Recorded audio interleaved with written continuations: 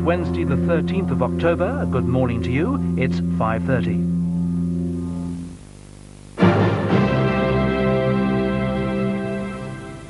Good morning. It's Wednesday the 13th of October. This is ITN's Morning News. More than 100 England soccer fans have been arrested in Amsterdam on the eve of today's crucial World Cup qualifying match against Holland. Riot police moved in after 3 officers were injured in separate incidents in Amsterdam's red light district. Most of those arrested are being held at the city's police headquarters. The outlawed Ulster Volunteer Force say they shot a 58-year-old Catholic man at his home in North Belfast last night. The man was shot 4 or 5 times. He's in serious condition in hospital. His shooting came hours after an ambush on a van carrying 8 workmen, killing one of them. President Clinton has called for renewed economic sanctions against Haiti after his military mission there was halted. The U.S. Navy ship carrying over 400 American and Canadian soldiers was forced to leave Port-au-Prince after gunmen threatened to kill Americans if the troops landed. We'll have a news update later, but now the world news, first seen last night by ITN's viewers overseas.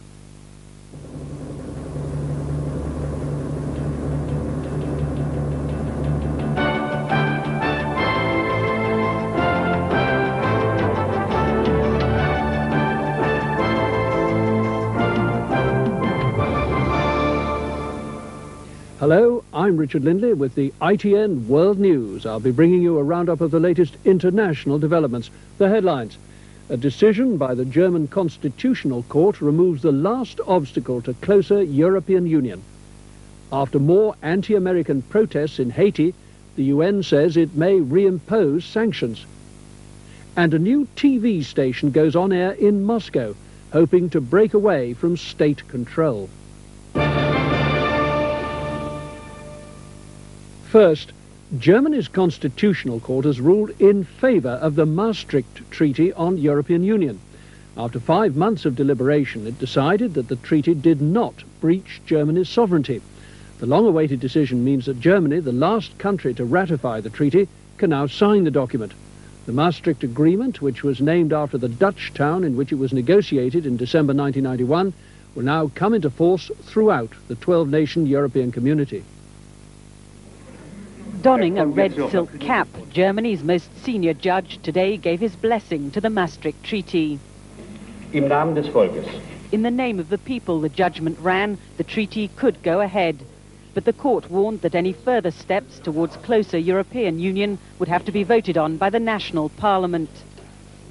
Germany's foreign minister was evidently relieved, accepting that Maastricht had raised fears, even here. Yes, I think it is necessary to take people with the politicians in this track, in this direction, and perhaps we made some mistakes as politicians in the past. But the finance minister seemed keen to press on now towards monetary union. I think it's a very good decision, especially of the currency union. The court said we can do it, and it is a right way. Because it's very important for us to have a community of stability. So, after nearly 2 years of wrangling, the Maastricht Treaty will finally come into force next month. Hardly a diplomatic triumph, but at least now Europe's leaders can begin to see what the treaty means in practice. Libby Wiener, ITN, Karlsruhe. The United Nations plan to restore democracy to Haiti after 2 years of military dictatorship is running into serious difficulty. A ship carrying 170 American troops was prevented from docking at the capital, Port-au-Prince, when armed protesters mobbed diplomats and journalists. Washington is now threatening to cancel the operation if their men face any violence, and the United Nations is considering reimposing the trade embargo it only lifted last month. Ugly scenes at the docks in Port-au-Prince. Angry men mob American diplomats' cars. They attack journalists too. Many of the men are armed. These are not pictures of a United Nations operation that is running smoothly. The men say they are going to create a second Somalia. All the while, a ship waits offshore with American soldiers on board. the Harlan County is carrying around 170 engineers and trainers whose mission was to help smooth the transition to democracy in Haiti. They are armed only with handguns. After their experiences in Somalia, the United States Defense Department say that if the soldiers encounter violence, the operation will be called off. The United States and the United Nations is willing to back down in the face of minor confrontation. What that will mean, in effect, is that these anti-democratic forces will be able to control and take hold permanently of the situation in Haiti. And that's what they've already been doing. These pictures of the anti-democratic forces at work were shot last month on the day that the new mayor of Port-au-Prince was sworn in. The response of the United Nations to the latest violence has been swift. They suspect the military are behind the disturbances, and they're threatening to restore sanctions against Haiti. We know that there are many people, most of the people in Haiti, who are eager to have democracy return, and that there is a group of people who are there to disrupt the process, and therefore the potential imposition of, or reimposition of sanctions is a very real threat. While the situation gets more chaotic in Haiti, the deposed, democratically elected President Jean-Bertrand Aristide is still due to arrive back in the country on October the 30th. This is looking more unlikely by the day. The South African President, F.W. de Klerk, says he may call a referendum on whether to press on towards multiracial democracy. He wants to break the deadlock caused by right-wing groups, both white and black, boycotting the negotiations. But the President of the African National Congress, Nelson Mandela, says a referendum is not the answer. Mr. Mandela gave his response while visiting Britain as part of a tour of the United States and Europe. He said he'd spoken to President de Klerk on the telephone.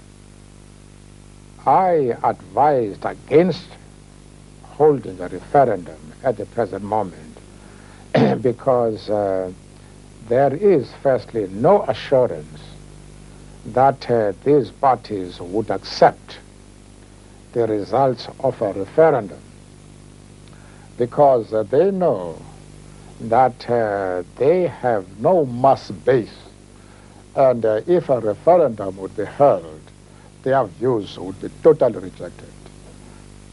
There have been angry exchanges between Chinese and British diplomats during their latest round of talks in Beijing on democratic reforms for Hong Kong. And there are no signs that any progress has been made. The British governor of Hong Kong, Chris Patten, warned that he would abandon negotiations unless China agreed to proposals on the British colony's political future. Hong Kong is due to stage elections in 1994 and 95 before it reverts to Chinese sovereignty in 1997. China has guaranteed to safeguard Hong Kong's autonomy and capitalist system for 50 years, but objects to Britain trying to introduce Western-style democracy there. The leader of the former Soviet Republic of Georgia, Edward Shevardnadze, says he believes the rebel forces in the west of the country are planning to march on the capital, Tbilisi. Mr. Shevardnadze is still ruling out peace talks with the rebel leader, the former president, Zviad Gamsakhodia. Meanwhile, more international aid has been arriving in Tbilisi to help the tens of thousands of Georgian refugees from another conflict against separatist rebels who've taken over the Abkhazia region. Georgia's chaotic disintegration is epitomized by the plight of this group of refugees. They've escaped the fighting with the Abkhazian rebels and have walked straight into another battle, this time between Georgian loyalists and the forces of Zviad Gamsakhodia. There's a brief truce to let the refugees cross a bridge near Samtredia. Then the fighting flares again. This is Georgia's new front line. In the capital, Tbilisi, a United States transport aircraft is unloading humanitarian aid, said to be 34 tons of medical supplies. A United Nations-sponsored airlift began last Friday to try to ease the suffering of the tens of thousands of Georgians left homeless by the fighting in the west of the country. Diplomatic assistance for the beleaguered Transcaucasian nation has been growing, though. Also in Tbilisi, the British Foreign Office Minister Douglas Hogg meeting the Georgian leader Edward Shevardnadze and Foreign Minister Alexander Shevardnadze. Later, Mr. Shevardnadze said Russian troops would begin help guarding strategic installations in Georgia within the next few weeks. It could be too late to save Samtredia. The town is on a railway junction linking Tbilisi to West Georgia and southern Russia. Its fall would push the rebels closer to Georgia's heart and further impede efforts to evacuate refugees. Time for a break now. I'll be back shortly with more ITN World News.